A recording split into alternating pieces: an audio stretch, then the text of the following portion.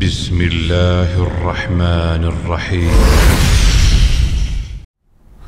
اللہ کے بندو، دعوت توحید کوئی پھولوں کی سیج نہیں ہے۔ تبلیغ توحید کی وجہ سے آزمائشیں آئیں گی، مصیبتوں کا سامنا کرنا پڑے گا۔ اللہ کے انبیاء علیہم السلام پر آزمائشیں آئیں۔ اللہ کے خلیل ابراہیم کو کیوں آگ میں ڈالا گیا؟ اسی وجہ سے کہ انہوں نے تبلیغ توحید کا حق ادا کیا، شرک کو اپنے ہاتھوں سے توڑا۔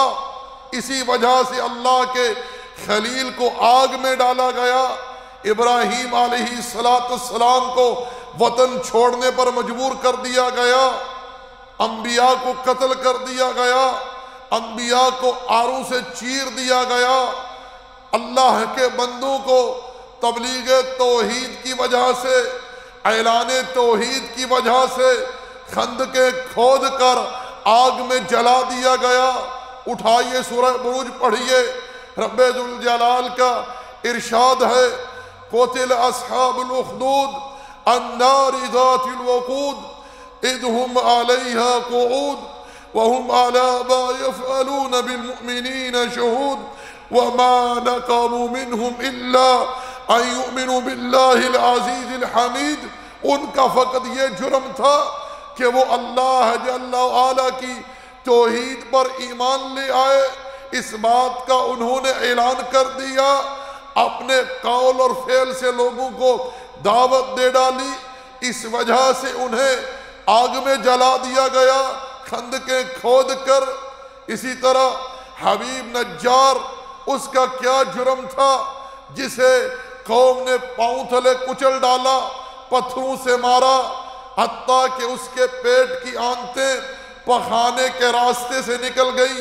ابن کثیر رحمہ اللہ عبداللہ ابن عباس رضی اللہ تعالی عنہما کے تعلق سے بیان کرتے ہیں، جب اس نے یہ کہا انی آمنت بربکم فاسمعون، سن لو کہ میں تمہارے رب پر ایمان لایا ہوں، قوم نے اسے اتنا مارا حتیٰ کہ اس کے پیٹ کی آنتیں پخانے کے راستے سے نکل گئیں۔ شہادت کے مرتبے پر فائز ہوا، رب ذوالجلال نے جنت میں استقبال کیا۔ قیل ادخل الجنہ قال یا لیت قومی یعلمون بما غفر لی ربی وجعلنی من المکرمین۔ اللہ اکبر۔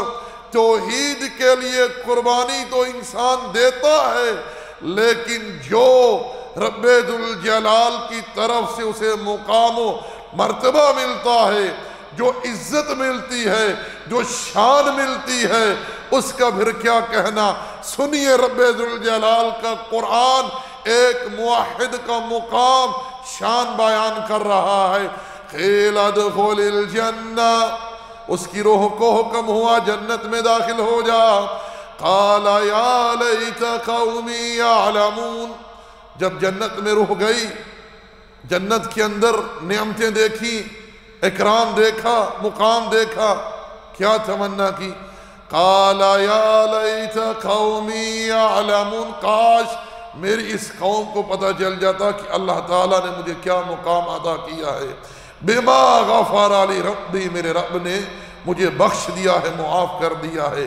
وجعلنی من المکرمین، اور مجھے عزت دار لوگوں میں شامل کیا ہے۔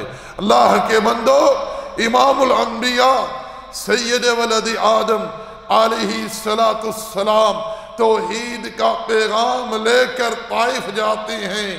طائف کے لوگ آپ کی بات کو رد کر دیتے ہیں، طائف کے بچوں کو پیچھے لگا دیتے ہیں، پتھروں سے وہ بچے اللہ کے پیغمبر کو مارتے ہیں، حتیٰ کہ لہو لہان ہو کر کھائی میں گرتے ہیں، جوتے خون سے تر ہو گئے۔ اللہ جل وعلا نے آسمانوں سے جبریل کو بھیجا، ارشاد فرمایا جاؤ جا کر میرے پیغمبر سے کہو کہ رب ذوالجلال نے آسمانوں پر آپ کی اور قوم کی گفتگو سنی ہے، یہ پہاڑوں پر معمور فرشتہ ہے، اگر آپ حکم دے تو اہل طائف کو پہاڑوں کے درمیان کچل دیا جائے۔ پیارے پیغمبر نے ارشاد فرمایا نہیں، میں رب سے امید کرتا ہوں کہ اللہ ان کی پشت سے ایسی نسل نکالے گا جو اللہ کی توحید پر ایمان لائیں گے۔ اللہ کے پیغمبر کی بچیوں کو طلاق ہوئی کیوں؟ اس توحید کی وجہ سے۔ اللہ کے رسول علیہ السلام کو جب ورقہ بن نوفل کے پاس لے کر گئی سیدہ خدیجہ رضی اللہ تعالی عنہا، تو انہوں نے اسی وقت بتلایا، بچے ایک وقت آئے گا کہ تیری قوم تجھے یہاں سے نکال دے گی۔ اللہ کے رسول علیہ السلام نے سوال کیا، کیا میری قوم مجھے یہاں سے نکال دے گی؟ ورقہ بن نوفل نے کہا، ہاں بیٹا، تجھ سے پہلے جو بھی لوگ یہ پیغام لے کر کھڑے ہوئے ان کے ساتھ یہی سلوک ہوا۔ میرے بھائیو، میرے دوستو، پھر وہ وقت آتا ہے کہ اہل مکہ نے اللہ کے پیغمبر کے لیے اور آپ کے صحابہ کے لیے مکے کی سرزمین کو تنگ کر دیا۔ کچھ صحابہ ہجرت کر کے حبشہ تشریف لے گئے۔ اللہ کے رسول علیہ السلام اور ابو بکر رضی اللہ تعالی عنہ ہجرت کر کے مدینہ تشریف لاتے ہیں۔ صحابہ کرام مدینہ تشریف لاتے ہیں، کس لیے؟ اس توحید کے پیغام کو لوگوں تک پہنچانے کے لیے۔ نبی صلی اللہ علیہ وسلم مکہ چھوڑ رہے تھے اور کہہ رہے تھے، میری قوم اگر مجھے یہاں سے نہ نکالتی تو میں اپنے وطن کو چھوڑ کے نہ جاتا۔ صحابہ کرام کو مکہ سے اتنی محبت تھی، اتنی محبت تھی، جب وہ مدینہ آئے تو بیمار پڑ گئے۔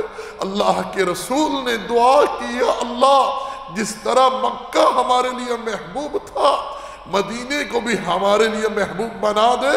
اتنی محبت اس وطن کی، اس سرزمین کی، وہاں اللہ کا گھر ہے، سب کچھ چھوڑ دیا کس اللہ کی توحید کی خاطر۔ آج ہم توحید کی بات کرتے ہوئے ڈرتے ہیں، لوگ ناراض ہو جائیں گے، لوگ ہمارے بارے میں کیا سوچیں گے، ہمارے بارے میں کیا کہیں گے، لوگ ہمیں متشدد کہیں گے، لوگ ہمیں فتنہ قرار دیں گے۔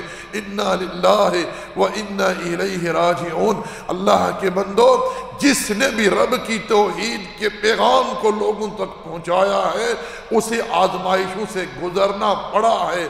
اگر اللہ کی توحید کا پیغام کسی نے اخلاص کے ساتھ اللہ کے بندوں تک پہنچایا تو رب ذوالجلال نے اس انسان کے ذکر کو بلند بھی کیا اور باقی بھی رکھا۔ توحید کی تبلیغ کرنے والا پرندہ ہو یا انسان ہو، اللہ کے نزدیک اس کی بڑی شان اور بڑا مقام ہے جل وعلا کے ہاں۔